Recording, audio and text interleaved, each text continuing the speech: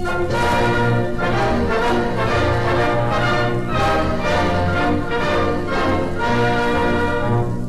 vinter lang og mørk og hård, på 5 forbandede år, har knuget landet i sin far, med kuld og sult og sar.